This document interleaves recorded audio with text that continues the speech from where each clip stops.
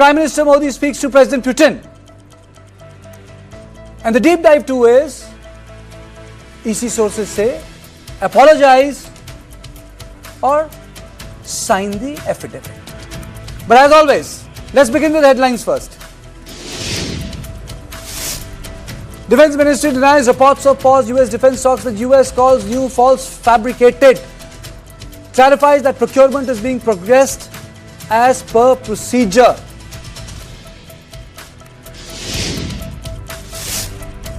Prime Minister calls Russia-India ties special and a privileged and a strategic partnership after President Putin dials him.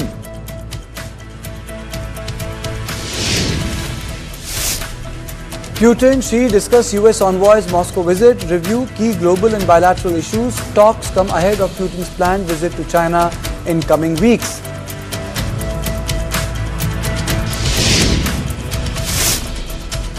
EC dares Rahul Gandhi to back vote theft charge under oath or apologize to nation. Congress leader hits back, says preliminary. Parliamentary oath already affirms his allegations.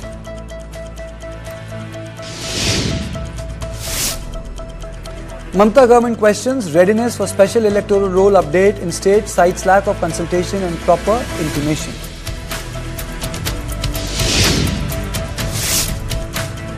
BJP Shiv Sena leaders taunt Uddhav Thackeray after being placed in a last row at India Bloc dinner hosted by Rahul Gandhi.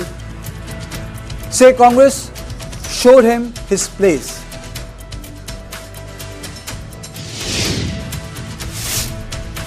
.650 rescued so far. Search on for the missing, including 9 soldiers after flash flood bury half of Dharali and Uttarakashi.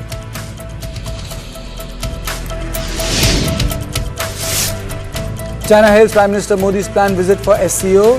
Tianjin summit calls it a gathering of solidarity and friendship. Modi to travel to China for first time in over 7 years to attend August 31, September 1 meet.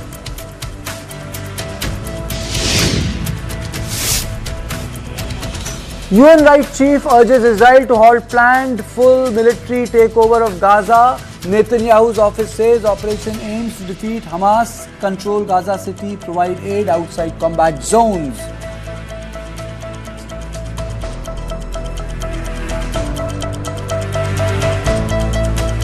Deep Dive 1. Prime Minister Modi speaks to Russian President Putin. Amid rising tariff, had a detailed conversation on several key issues. The two leaders spoke amid the global trade uncertainty put into motion by US President Donald Trump's tariff announcements over the purchase of Russian oil. In a post on social media, Prime Minister Modi posted that both the leaders reaffirmed their commitment to deepen India-Russia special and privileged strategic partnership and reviewed progress in the bilateral agenda. Prime Minister Narendra Modi then invited Russian President to visit later this year. And Putin will come to India. President Putin briefed Prime Minister Modi on the latest developments concerning Ukraine, and Prime Minister Modi repeated India's consistent position for peaceful resolution of the conflict. Global events seem to be moving fast after the US President Donald Trump's tariff across the world. President Trump has slapped India with 50% tariffs. Yesterday, Prime Minister Modi had responded for the first time. India would not compromise and declared that he prepared to bear a significant personal cost if necessary. Bharat अपने किसानों के, पशुपालकों के और मछुआरे भाई बहनों के हितों के साथ कभी भी समझौता नहीं करेगा।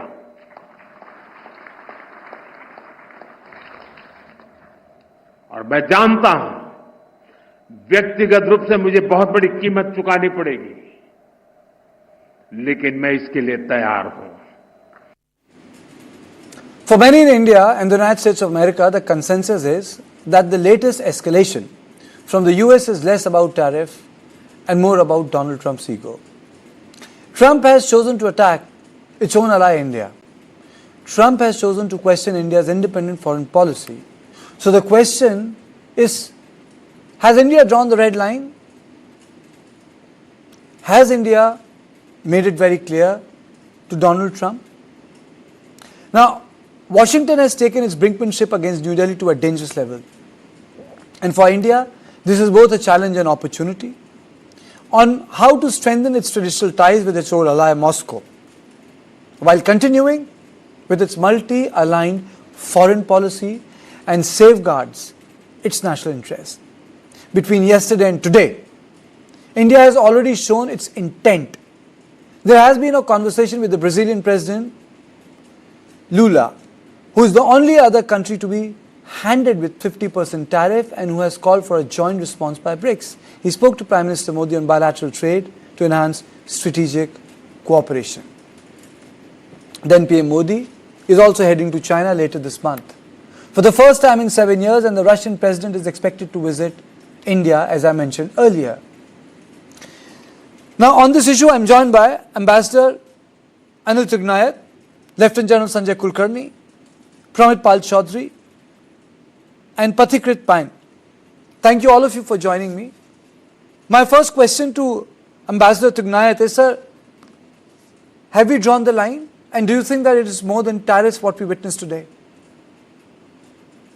Well, frankly, with Trump, you never know.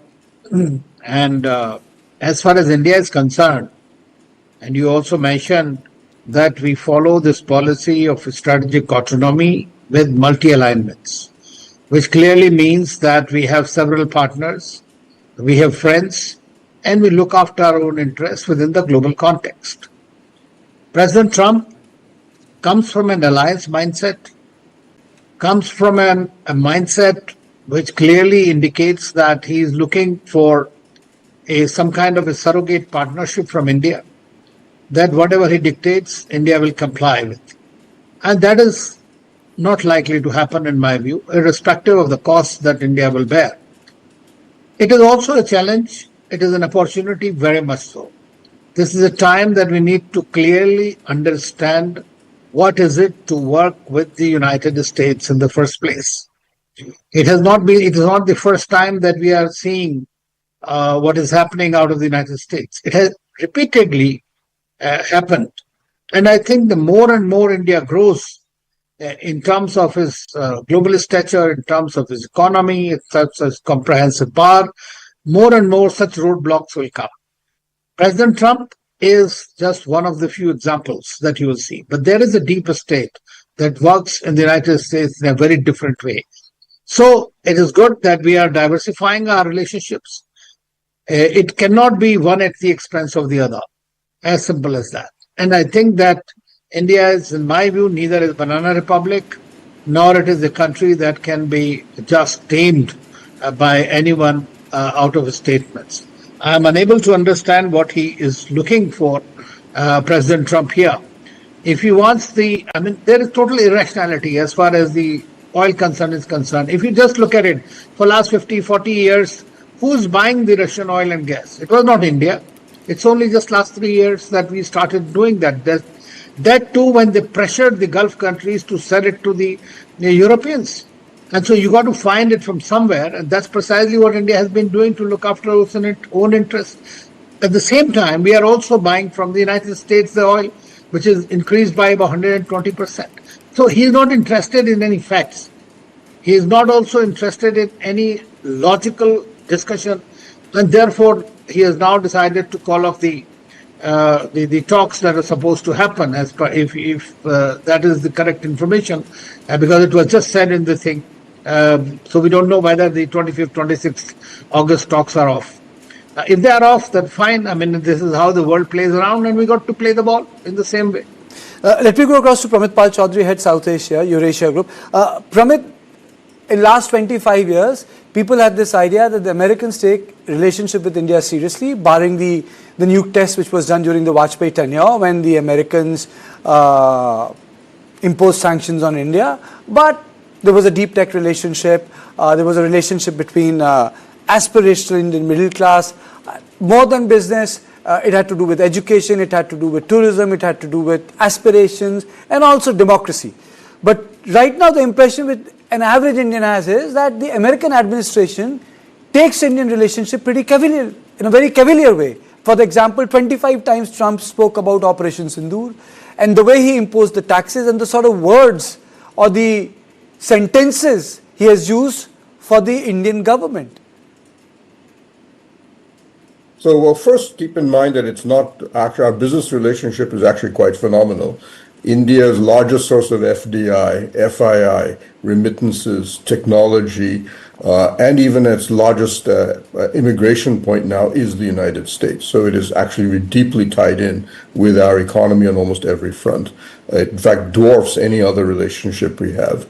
What we're seeing with Trump, I would argue, Trump is an unusual American president. He's an isolationist. He's a 19th century Republican who's suddenly come out of the history books and said America doesn't have to deal with anybody. He also has a very strange economic philosophy, we call mercantilism in the old days, which believes that trade tariffs and trade deficits matter. And therefore, I must try to resurrect American, especially manufacturing capacity, using tariffs, and use the unilateral power of America as the multilateral system and no longer works for American interests. The funny thing about what we're facing now is that at every other front, if you talk to any Indian official who works with an American official, and when the ministers meet, whether it's Hegseth meeting Rajnath Singh, Jaishankar meeting Rubio, Gabbard meeting Doval, the relationship is perfectly fine. In fact, it's moving very well. But only we run into this problem with Trump and his trade policy. So we have, weirdly, an America-US-India relationship that continues to do reasonably well, but has an obstacle in the form of the president himself and his very whimsical ideas of how foreign policy works. It is not India-specific. He is treating everybody like this. He's hit Switzerland, a totally innocuous country with 39% tariffs. He struck a deal with the Japanese, and if you look at the recent reports that have come out, he's actually added tariffs after the agreement and basically said, I'm going to add another 15-20% tariff on a lot of products. So he does what he functions. The question is, how do we manage Trump in a manner that allows us to maintain a U.S. relationship that is now inherently important to the rise of India? And that's going to be the big challenge we're going to see over the time being. I don't see Russian oil as being particularly important. We only save $1 billion a year from that. It's a sovereignty issue, but it is not an economically important issue. But what we do know is that until July, the trade negotiations with America were going so well, we had expected Trump to announce their conclusion on August 1st. Something went haywire in between. And what we're getting is that it's mainly about agriculture, and particularly for crops related to his MAGA farm base and soya and dairy being at the heart of it. And these are the rocks on which it is founded.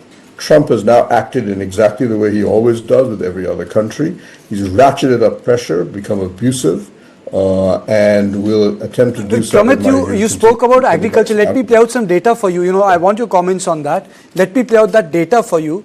I was doing the research. The average agricultural holding in India of a farmer is roughly around 4 acres, and I'll play that data.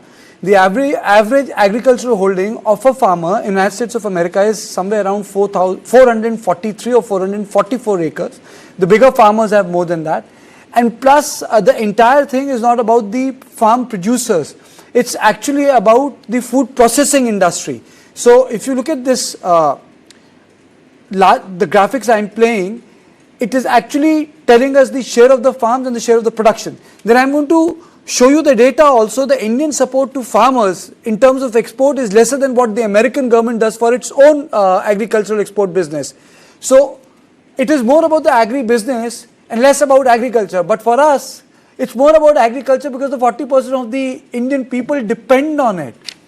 This is all very well known. I'm not saying anything that anybody doesn't know. The point is, it does not matter to President Trump. He doesn't care about what the rest of the world's problems are. His view is, I have a base in America of about 35-40% of my voters who vote for me. In fact, India conceded almonds, apples, berries, ethanol, all sorts of various other agricultural products. And what I heard is his negotiators are those who come from democratic states, California, Washington. It does not help our base, the middle American farmer. He grows soya, corn, wheat, dairy. You're not giving us anything in that. But those are the crops that are most sensitive to India. And it's really boiled down to really soya and dairy.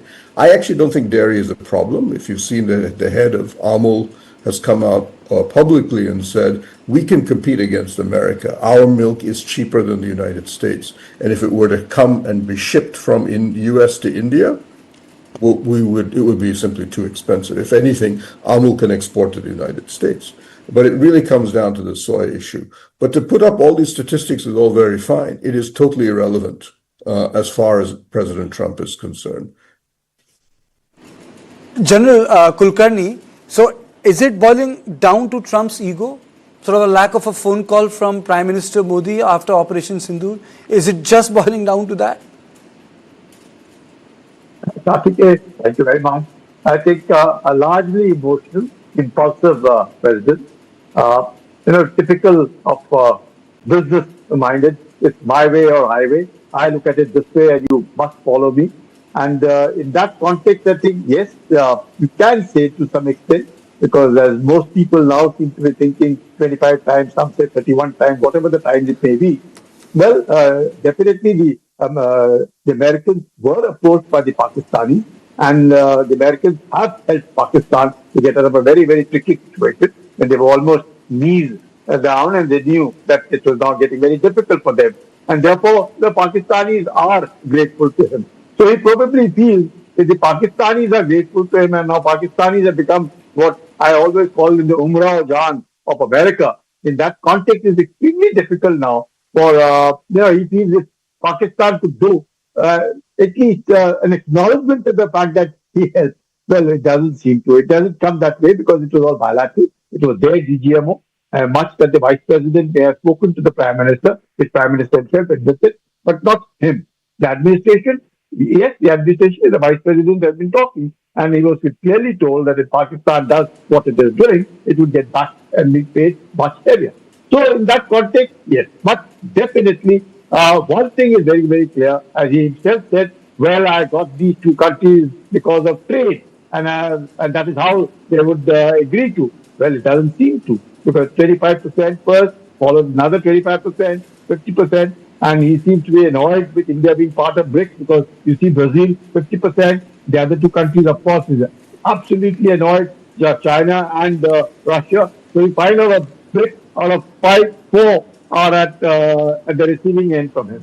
And at this point of time, I think he probably might be wanting to push India as far as he can, thinking that the Indians do feel uneasy with China, and therefore, why not now? And the deep state in America is probably pushing him hard.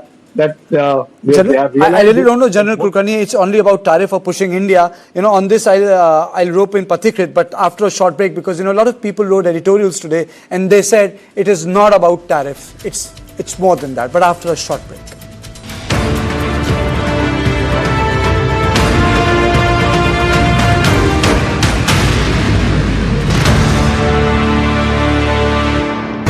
Sir, try berry pulao. Too good. Good, no? Hey, why are you giving him such looks? Ignore tips and use your own mind before you order. Lots of people give unsolicited stock tips. It can be dangerous. Study the company and the risk associated. Invest only after analyzing. जहाज में बड़ी बड़ी चीजें जाते हैं ना पापा? बड़े बड़े सपने भी जाते हैं. So, this is the shop I was telling you about. नमस्ते. I love those. हाँ मैं पैक कर 10,000. अमेरिका भिजवाने हो जाएगा ना? हो जाएगा. हमसे देश विदेश में व्यापार नहीं बढ़ाते हैं. आपके बड़े बड़े सपने जा रहे हैं. सपनों को किनारे तक पहुंचाते हैं. अदानी, हम करके दिखाते हैं. भाई ऑन रोड या ऑफ रोड? रोड ट्रिप पे किस बाइक की सवारी होगी, ये खूबसूरत चिंता आप करिए. 2-व्हीलर लोन की चिंता हम संभाल लेंगे with spot approval and loan up to 95%. Chandigarh, Coimbatore, NCR and Bangalore, Jaipur, Ahmedabad, Raipur and Hyderabad. We've been here, we've been there.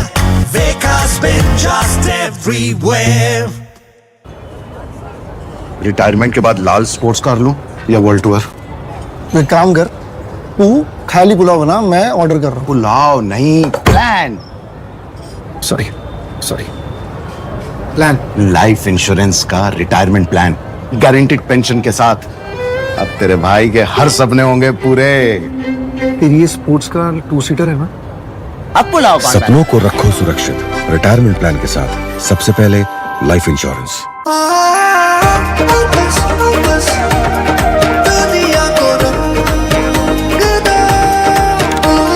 Birla Opus Paints.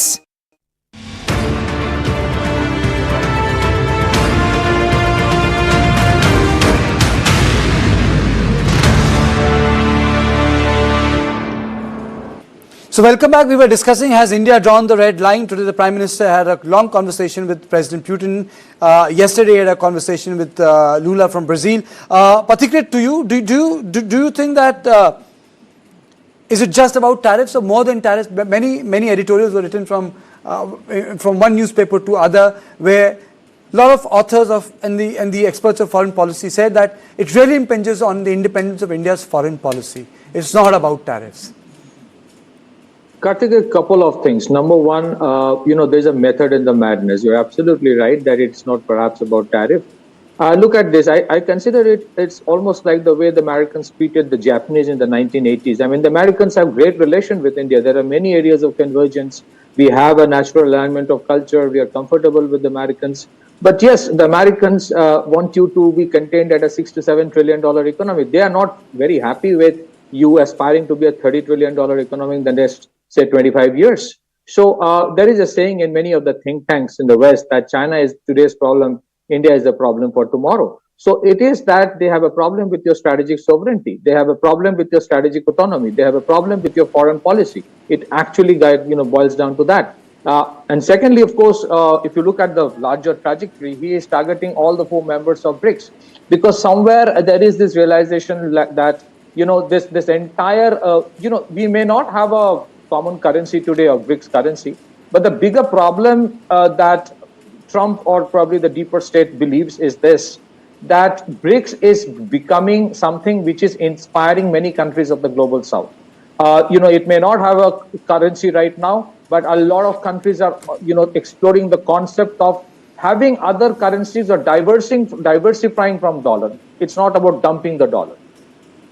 Secondly, if you look at the kind of excitement of the voice of global south creates, I mean, the world was always binary. Either you are with the US or against US. Here is a country like India coming and saying that, look, I am neither this side or that side. I am the part of the global south, and I am the Pied Piper of the global south. And you had 125 countries joining the voice of global south and saying that we want multilateral institutions to be reformed. We do not want dollar to be weaponized. We do not want sanctions to happen. We do not want our foreign exchange reserves to be frozen because of sanctions. And we do want the multilateral institutions to think for us as well. So this is where the whole thing boils down. I think the tariff, the whole issue of Russian oil are probably mostly the pretext. There is absolutely no doubt that the American, there's a lobby, the farm lobby actually wants to enter the agriculture sector, and there's a massive push. I mean, there has been a lot of money the farm lobby may have put for his elections, the Trump's election. But I think it is not just about that. And it's not that only Trump is doing it. During the Biden administration, just look at the number of times efforts being made for anarchy-like situation. We are aware how much money was pumped in from abroad for the anti-farm law protest. We are aware the kind of money that was pumped in for the anti-CAA riots. We are aware of the kind of a narrative of intolerance and fascism that has been consistently attempted to be created. I mean, look at this. My last point, Karthike. Here is a terror attack which happens in Pahalgam, and then America goes and hit the terror camps. The country which so-called champions the war on terror should have come and said, bravo, India, we are with you. And what does the Americans do? They are actually quoting the Pakistanis, the field marshal, as if Pakistan is the last hope for United States. And on the contrary, instead of giving credit to India for whatever military proficiency it has shown, they want to snatch away the credit by saying, oh, it was us, we did the ceasefire, as if India had no role to play. So let's look at it this way. They would want to continue. Today it's Trump, yesterday it was Biden and the Obamas, tomorrow it will be somebody else. And you have to deal with it. It is not that the whole world will be happy as you move away towards $10 billion economy. You also use the word deal with it. Pramit also said that, when I was taking out the graphic, it doesn't matter to Trump. So my question is, if these issues which are close to us doesn't matter to Trump, Ambassador Tugnayat, then what matters to Trump in context of resolution of a vexed issue? Well, as far as Trump is concerned, and whatever I can gather, is that in this whole situation, he has been personally miffed by India's stance. So everything as with regard to the ceasefire, as you know, we did not allow him to take the credit that he has repeated 34 times. So he has made it very, very personal. Apart from what I said earlier, Pathakar said that there is a long-term design of the deep state to not let. And if I recall, Prime Minister refused to go to America, and then in a rally, then in a function, a sort of a cultural function, he said that how could I have not come here? I think he went to Odisha. There was a big cultural function, and he spoke about it. You just don't go there. Because this man calls you. But the problem with him is that he's so unpredictable. I used to always believe that there is a method in his madness, but this time he has got the administration with him which speaks the same language as he does. In the previous term, he had some of these old guard who were trying to put things in a different way. So today there are no breaks on him of any kind. So whatever he thinks, it gets implemented. Now he treats the friends, enemies and frenemies alike. For him, it doesn't make any difference irrespective of who you are. He's not looking for those kind of friends. He's looking for supplicants. He's having this neo-colonizing mindset, frankly, that if you're not with me, but he respects the strong people. We have seen with Putin. Now he's going to meet him next week. He's going to meet China at the APEC summit. So he deals with that now, but he considers India possibly that, it's a guy we can hit him because he's democracy. But that's not going to happen. Okay. Pramit, then what is your assessment? Where do you think this conversation, this engagement is going to go? In short term and in long term? So the positive scenario would be, and I cited the previous pattern of Trump's negotiations, is he tends to ratchet up pressure. If you read his book, The Art of the Deal, he's quite clear about this. He said that you have to have leverage on the other person you're negotiating with, and then you push and push until you come to a deal, and then you should be very nice to that person so that they basically feel good about it. And that's where I think we're going to be going right now. Over the next 2 to 3 weeks, I expect things to get worse. I expect the language to get worse. Definitely the tariffs will kick in. The first half of the tariffs have kicked in. The second one will probably kick in because we won't have time to negotiate a deal between the 25th and 27th. That's assuming that we even have negotiations. And then that will probably run on until September. The game then was we'll have to see what is acceptable at the negotiating table. He is completely focused. I don't think he has any he has genuinely no strategic interest in the rest of the world other than Greenland and Canada. He doesn't have any sense of who's up or down. He doesn't really care. He is only concerned about the 40% of the population in America that voted for him. And he has a midterm elections coming up next November. He has to hold on to both houses of the Congress, because if the Democrats win either of them, they'll launch criminal investigations on pretty much on dozens of them against his family, which is extremely corrupt. So therefore, that's his entire end game. So the hope is that they come to an understanding that is acceptable to him. Soya is particularly important. As I said, it's crucial to his farmers. Most importantly, they have lost their biggest export market, which is China, which has blocked all soya exports from the United States as part of its own negotiating tactics. Who has taken that market? Brazil. So unsurprisingly, he has sanctioned Brazil, and now he's trying to force the Indian market open, the only other one that's big enough to absorb even a fraction of the soya that he now has to get rid of. Then the harvest is in September. So this is the deadline I think we're looking at internally. The Russian oil, I think, is an eyewash. It doesn't really matter. There's a huge surplus of oil in the international system, and it's financially not that important to India either. But fundamentally, that's part of the pressure tactic. So if it's a positive scenario, we will see things get worse for some more weeks, and then we'll come to a sudden agreement on the negotiations on the trade side that is acceptable to both. If, however, and this is correctly, others have said that there's now a personal edge to this that goes back to Operation Sindoor, but also by the fact that Modi has deliberately, probably sensibly refused to take any phone calls from him in the past 3 weeks, from Trump that is, that we may see the negotiations not only fail, but be exacerbated by the falling out between the two world leaders, in which case we will face a much reduced GDP growth rate, probably about 1 to maybe 1.5%, and we'll have to absorb that. Okay, and a very quick closing comment from General Kulkarni. Though Reuters filed this report denied by the government of India through sources about the defense issues, do you feel that in US-India defense partnership can be affected? No, that won't be affected and will not be affected and should not be affected. I think basically all false. I don't think we should believe in it. No, the government has denied it. I've already said. Reuters filed a big banner story. The government denied it after a couple of hours. But the fact is that it's still the wire still sticks to the story.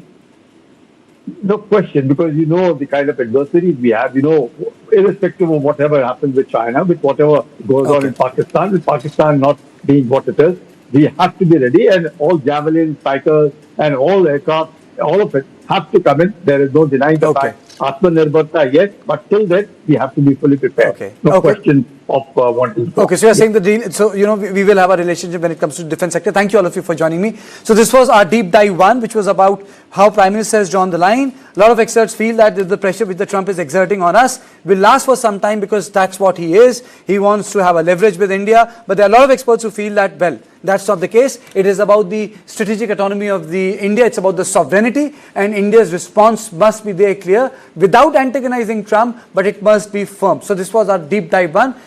We'll take a short break. On the other side of the deep dive, we will have apologize or sign says EC to Rahul Gandhi.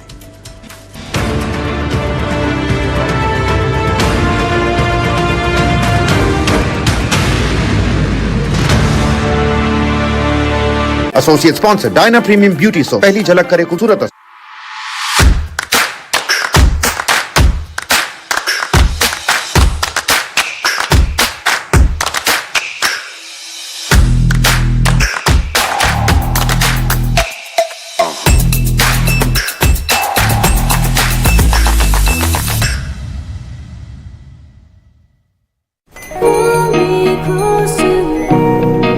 Go condoms? It's over there. क्या ये different sizes में आता है? Actually, sir, size matter नहीं करता. तो फिर क्या matter करता है? The hardness of the condom.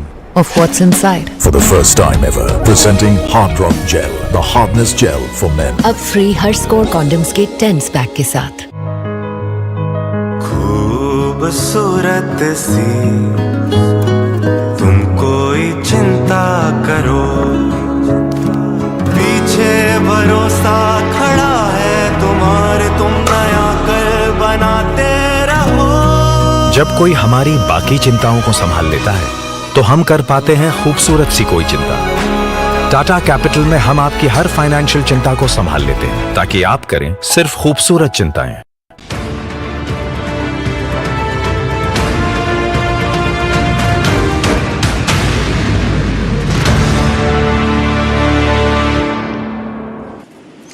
So this is deep dive 2.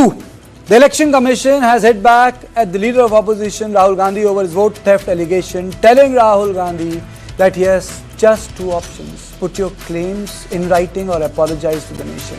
EC sources said if Rahul truly stands by his analysis and charges, he should have no hesitation in signing a declaration under oath. But if he refuses, In their words, it means he doesn't stand by those allegations and must apologize. EC sources accused Rahul Gandhi of a pattern of never sending self-signed letters, then disowning communications made on his behalf. They cite the Maharashtra row in December 2024 when Rahul raised an issue. An AICC advocate wrote to the EC. The commission replied. The reply was posted online, but Rahul publicly claimed there was no reply. Just hours before the EC's ultimatum, Rahul Gandhi was in Bengaluru, leading a massive vote adhikar rally, doubling down on his charges of electoral fraud against both the BJP and Election Commission. Rahul warning that those behind the so-called vote theft, including polling officers, will face consequences. Election Commission electronic data और videography क्यों नहीं दे रहा है? मैं leader of opposition हूं, मगर मैं अकेला नहीं बोल रहा हूं। हिंदुस्तान की सारी राजनीतिक ऑपोजिशन की पार्टियां ये सवाल पूछ रही हैं। Gandhi alleged that when the people of the country are asking questions about the data, the Election Commission has shut down its website. EC responded to this on platform X by sharing the link of electoral rolls of all 36 states and UT. Rahul hit back at the EC's challenge, saying he's already taken an oath before Parliament.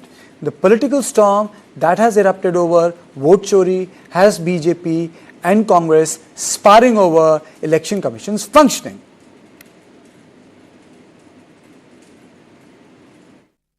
जिन लोगों ने भारत को मृत रूप के रूप में देखा है, चाहे वो भारत की इकोनॉमी हो, चाहे भारत की जुडिशरी हो, चाहे वो भारत की सेना हो, चाहे वो भारत की इलेक्शन कमीशन हो, शायद स्वयं अपने बैंक्रप्सी को नहीं पहचानते हुए अपना उंगली दूसरों की तरफ कर रहे हैं। पिटिशन किस नियम के तहत है जो एफिडेविट मांग रहे हैं? उस नियम के तहत 30 दिन के अंदर आप एफिडेविट दो, नहीं तो कुछ नहीं होने वाला। तो एफिडेविट क्यों चाह रहे हैं? तो इतना बड़ा खुलासा किया है। अगर ये सब है, मान लो अगर अनइंटेंशनल गलती है, तो आप उसको इन्वेस्टिगेट करिए। आप वोटर लिस्ट दे क्यों नहीं रहे हैं? आप इन्वेस्टिगेट कर क्यों नहीं रहे हैं? उसके बजाय आप कह रहे हैं कि एफिडेविट साइन करके दो। इससे बड़ा ओथ क्या है जो हम सदन में लेते हैं? सरकार कहती है इलेक्शन कमीशन एक इंडिपेंडेंट बॉडी है। अगर ये इंडिपेंडेंट बॉडी है तो मेरे ख्याल से उन्होंने जवाब देना चाहिए सबका। और उनकी वेबसाइट से ही तो ये सब है ना, ये तो वेबसाइट से मिला है, किसी ने कुछ नया तो कुछ नहीं बोला है, उनकी वेबसाइट से ही सब इन्फॉर्मेशन मिली है। Tonight, the big question is, will Rahul Gandhi sign the oath providing the authentication of his allegations or apologize on this issue? I am joined by Dr. Pooja Tripathi, spokesperson Congress, Xavier Rodriguez, political analyst, Ajit Keja, senior journalist, and Radhika Khera, spokesperson Bharatiya Janata Party. Dr. Pooja Tripathi, to you, will the letter be signed or will an apology come? Why will an apology come, Karthikeyan? Why doesn't Election Commission sign an affidavit saying that whatever data he has given, that's in public domain, that's an Election Commission data? And why would he apologize for, exposing Election Commission fraud by numbers and it's just Vidhan Sabha one assembly segment of a Lok Sabha constituency? Why doesn't Election Commission go and file a defamation suit against Rahul Gandhi? I think that's the whole crux here. Karthikeya, you don't throw democracy in a bag. You dismantle the very institutions that are meant to uphold its integrity, piece by piece, layer by layer, and that's what's happening with Election Commission today. What Rahul Gandhi did yesterday, Rahul Gandhi laid bare all the numbers, fake addresses, fake duplicate photos, and today India Today went to the same home, 10 by 5 feet home which houses somewhere around 80 voters, and it's apparently of a Bharatiya Janata Party Karyakarta. So, Election Commission comes out and say apologize. Why would he apologize for? We have been demanding questions. You're saying Rahul Gandhi is not going to apologize. Fair enough, you made your point. Never. Rahul Gandhi is not going to apologize. Radhika, should he apologize or sign the affidavit? First of all, good evening to everyone. I would like to ask the Congress spokesperson here today. This is the copy of the Constitution. Your leader waves around a very smaller pocket version of it. Maybe all articles are not available in that. Please tell me on which page of the Constitution which article gives Rahul Gandhi the right to defame a citizen of India, whether it was Mr. Srivastav or the family from Karnataka, displaying their details, leaving them open to trolling by Congress people like Zubair. We saw when that certain person like Zubair did, and he trolled a BJP spokesperson, Nupur Sharma. Today she can't leave her house because of what he had done. So what page of this Indian Constitution that Rahul Gandhi was waving today gives him the right to defame a person without having any facts cross-checked, putting out his identity out in the public, putting out his epic number out in the public, so that he becomes suspect to trolls by the Congress? And that man came out today. There were multiple news channels who went up to him, and everything came out in the open. The Election Commission also went on to Kartike prove the fact that his name was only there in one list, that the poor family who had to come out.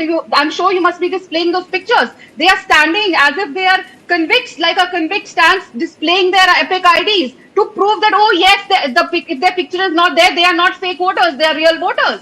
Who has given Rahul Gandhi the right to defame these people and put out their details out in the public? Is this the man who wants to become a leader? And fine, if Rahul Gandhi does not want to apologize, and like he said, if you remember, I remember, he said, कि मेरा शब्द oath है. I'm a member of parliament, whatever I say is the oath. Well then, when he says चौकीदार चोर है, when he says Hindu खराब है, when he says कि हमारे सैनिक पिट के आते हैं, that all has been said under oath. And then why did he go and apologize to the Supreme Court when he said all that in oath? You use the word oath, or let me play out that bite of Rahul Gandhi. I think he said something on oath in parliament. Let's play out that bite. मुझसे election commission affidavit मांगता है, मुझसे कहता है कि मुझे oath लेना है. मैंने पार्लियामेंट के सामने, पार्लियामेंट के अंदर ओथ लिया है, संविधान के सामने ओथ लिया है, इस पे हाथ डालकर ओथ लिया है. Okay, Ajit, my question to you is very simple. It's around what Rahul Gandhi has said today. My question is that why is not Rahul opting for legal route to challenge voter deletion issue? Why this has not gone the legal way?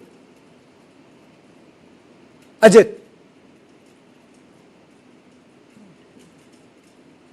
You have to unmute yourself, Ajit. Did you hear me? Okay. Savio, why hasn't Rahul Gandhi taken the legal route? Well, that's an interesting question that you ask, Kartike. But I think the most important question is what Rahul Gandhi is raising and what needs to be investigated, because what it has done is create a certain amount of questions. Now, Rahul Gandhi's strategy primarily is to create and show what is essentially the fire which they believe is real, legitimate, and therefore the fire spreads across the country, and then they might take a legal route. The point is not that. The point is, if there is any discrepancy as far as electoral rolls are concerned, then it's incumbent on the EC to investigate every single complaint, whether it comes from a Rahul Gandhi or whether it comes from a Kartike Sharma or a Radhika or a Dr. Pooja Tripathi. That it is Rahul Gandhi that's made the allegation, and he's as the leader of the opposition. Therefore, it gets the fire that it requires on a national level. The most important thing out here is that between political parties and their ability to want to gain mileage of, demonizing one political party against another political party, the problem is, what is the message that's going out to the voters? The message going out to the voters is that, listen, this is all a jamboree. The ECI is getting controlled by a political party. You have heard stories when institutions were controlled by the Congress as well. Are we going to continue to create this sort of disbelief in the minds of the people or the common citizens that the institutions are slaves of the governments in power? Is that the message we want to give? So I think we are missing the point of the objectivity behind the rights of an Indian citizen and his rights to vote. Discrediting the electoral system, the idea of stolen elections. Exactly. So I think the important part is that whether people are having objections to voter rolls, in some areas, the EC must take a very pragmatic approach to it and answer questions that have been raised.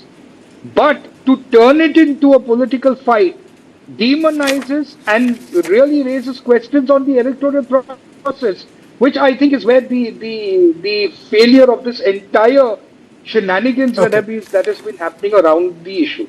Okay, very quickly, I think both Radhika and Pooja wanted to come. Pooja to you and then Radhika.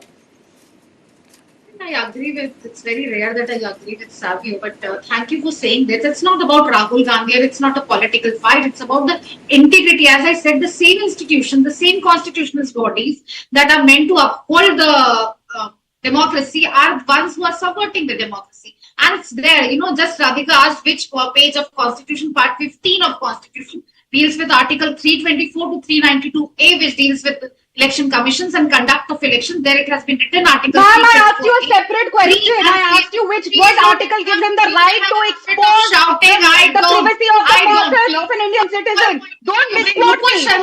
Give the answer to what I asked. I did ask you what you're saying. You took my name and said Radhika asked. Radhika asked Pooja ji that which is the article that gives Rahul Gandhi the right to expose someone's private information. Please don't interrupt. I am answering you. Your question is something I'm answering. And please, I'll open that article that you're talking about and let me read it out to everyone. What is the article that you quoted, madam? When he brings up 11,065 fake voters, when he brings up 40,069 voters at the same addresses, when he brings up 4,169 invalid photo IDs, these are the numbers that Election Commission should come. And why is Election Commission retorting to a tweet and saying misleading? They should conduct a press conference. Tell us slide by slide. We have released the list of the whole fake address, duplicate voters, everybody. Today we have just a few hours back, we have released it. Come take a press conference and refute us slide by slide, point by point that we are saying. The gentleman that you mentioned, why is he named there in the Uttar Pradesh? Why is he there? His name is there in Maharashtra, and why his name is there in the not there, ma'am. Election Commission has given out the data. Don't lie. Oh, okay, Pooja, you made your point. Radhika to you. Pooja has made a point, and I think Ajit also joins me. Radhika. Yeah, let me just, since Rahul Gandhi is so keen on questioning the Election Commission, let's talk about his own backyard Amethi. And this is very important for all viewers to know. And I'm sure, Kartikeya, you are very well aware of this. In 1989, the elections in which Rajiv Gandhi ji lost the Lok Sabha elections, it was documented that booth capturing, ballot stuffing, voter intimidation and violence was in Amethi, alone in 1,134 booths. And there were serious irregularities, and returning officer also actually recommended fresh elections. Now, why did I raise 1989 Amethi? Fast forward and look at the numbers to 2014. A staggering 2.38 lakh new voters were added in Amethi, and that was when Rahul Gandhi ji defeated CPC. 2,38,000. And I have been to Amethi a billion times. I've been to Raebareli a billion times, and so have you, Kartikeya. Please tell me what is there in Amethi that has made it into America, and the Gandhi family vaccine, which has been there right from his great-grandfather's time, that 2,38,000 new voters will be added over there. Would anyone want to go back to Amethi, considering there are no connectivities, no hospitals, no proper education? Everybody knows the condition of Amethi. Okay. So why would Okay, today,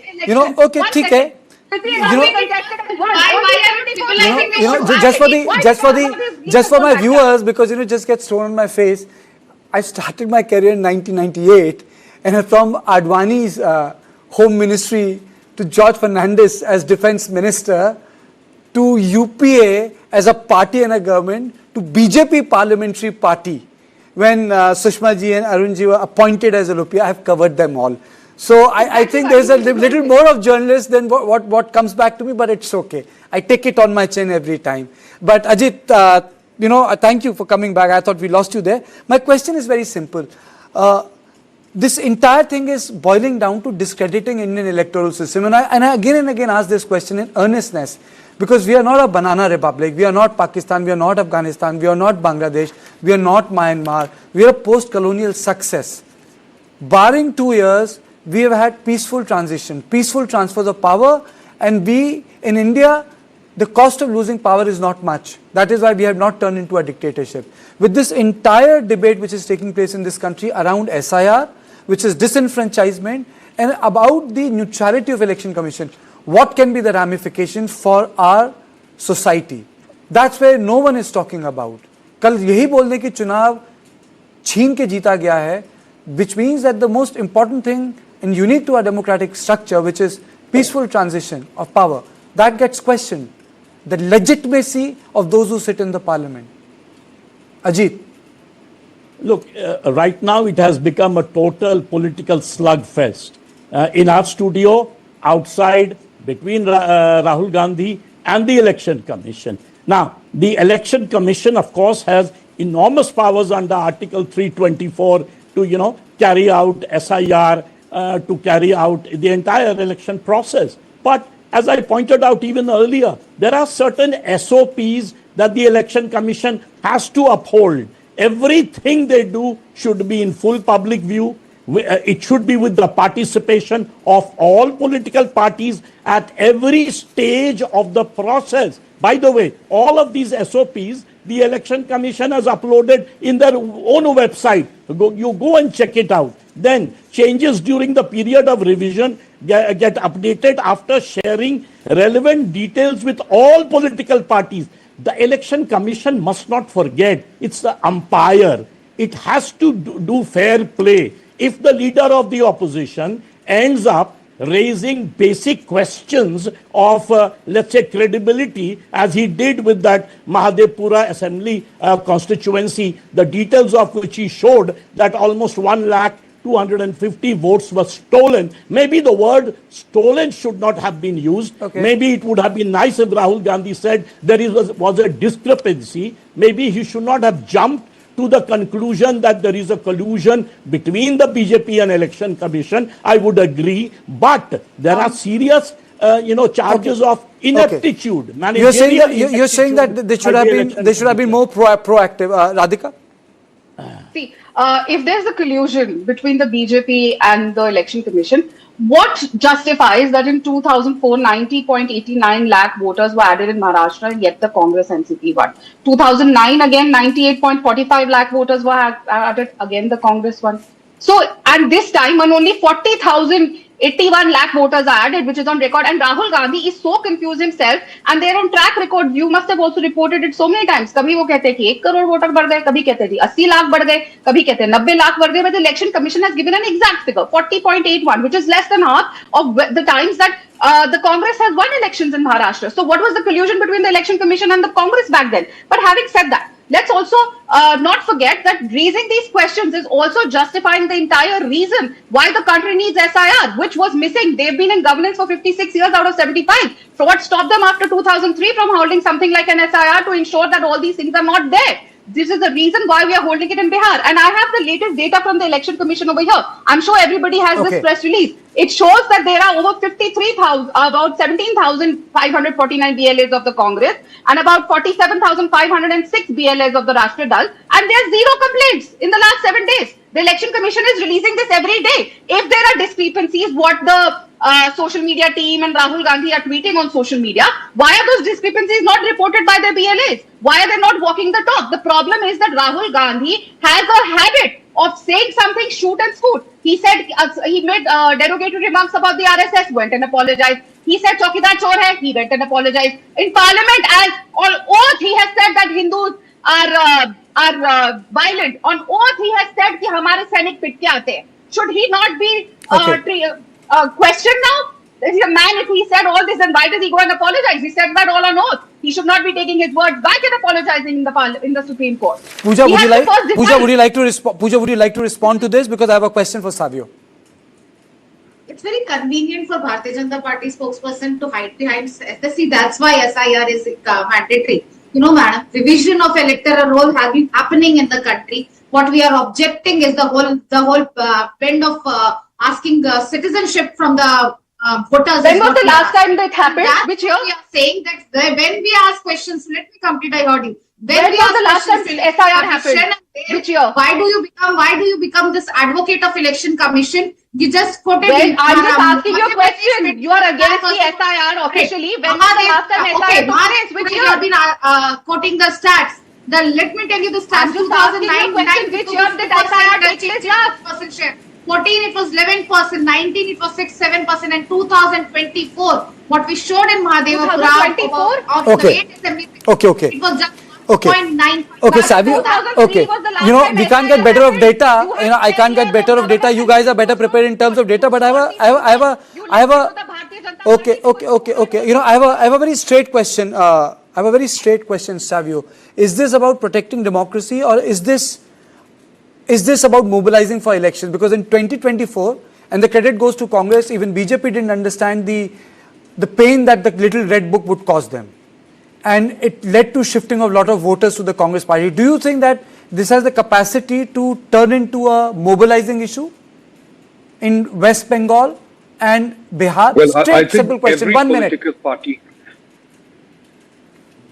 I think every political party is going to use whatever political machinations they have to ensure that they increase their voter base and their voter confidence. So I'm not surprised that the Congress is going to use this as a tool to do just that. I am more concerned about the larger issue. The larger issue is the killing of the belief in one of our greatest institutions, which is our electoral processes. Now, today, if what Congress is going to do and the BJP in defending itself, there's going to be confusion in the minds of the people over the electoral processes. In most cases, Kartik, while there are many voters registered, please look at the percentage of voters coming out to vote. In most cases, they're never 100%, and they will never be 100%. But we don't get 90% voters coming out because people are losing confidence in voting itself. From a political point of view, that is why there is an increase in notas as far as votes are concerned. I think we have to defend the electoral process. What I'm trying to get the political leader, spokespersons here to understand that the defense of the electoral process should be our responsibility as political parties and political leaders. Absolutely, Savio. On this note, I would like to close it. I'm really sorry, Radhika. I'm really sorry, Pooja, and I can't accommodate you. It's already 10. Thank you. But my only humble submission is that the electoral process should not get discredited. I mean, it's the opposition, the entire, they have the right to raise all the issues, but should not discredit the process of election because it has grave repercussion on the Indian setup. So with this, it's a wrap on Unmissable with me, Kartikeya, and see you next week at the same time with more news and views.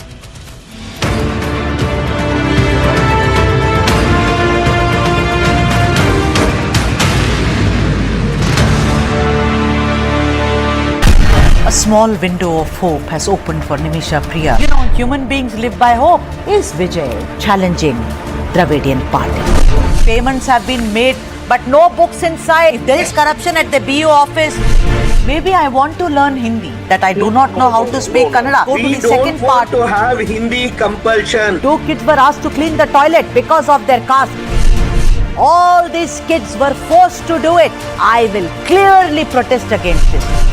3 passes, Mr. Gowda. People rush. I'm asking you, what makes Palaniswamy so confident? We're sitting on moral boulders. Tamil Nadu seems to have become extremely unsafe.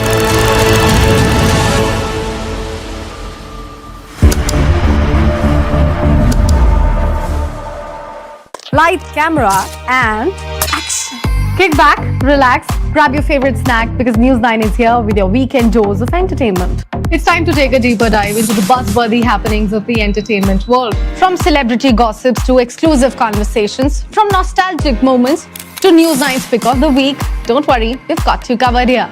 And I hope you've grabbed your popcorn by now because News9's page 3 is here to serve you everything that we call entertainment. So do stay tuned every Saturday and Sunday, 2:30 p.m.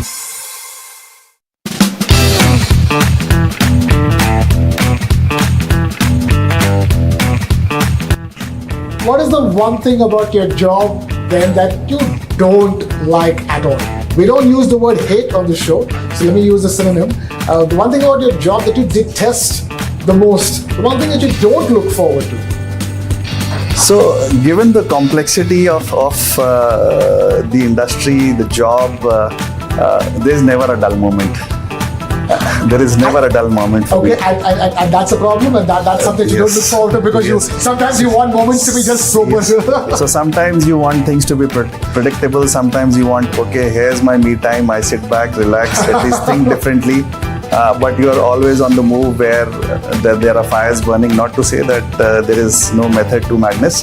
But really, sometimes I wish there was that half an hour where there was nothing, there was peace. So yeah, that's comes with the job.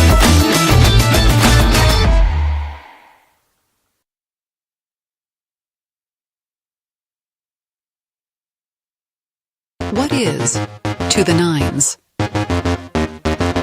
In literal terms, it's perfection. But to us, it's not just a phrase, it's an attitude. One that starts at your desk and sends a statement to the world. To the nines is about taking charge. It's a way of life where every seam, every fold, is crafted with excellence. It's timeless elegance and uncompromising quality made for the corner office. It's the ideas that inspire redefining order and elevating the tabletop. To the nines, for the leaders of today and the visionaries of tomorrow.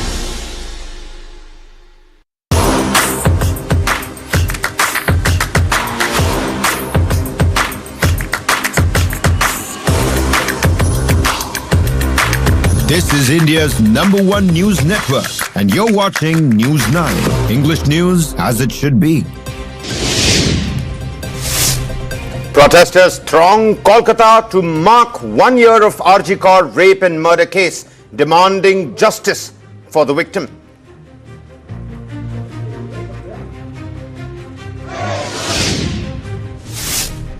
Prime Minister Modi speaks to Russian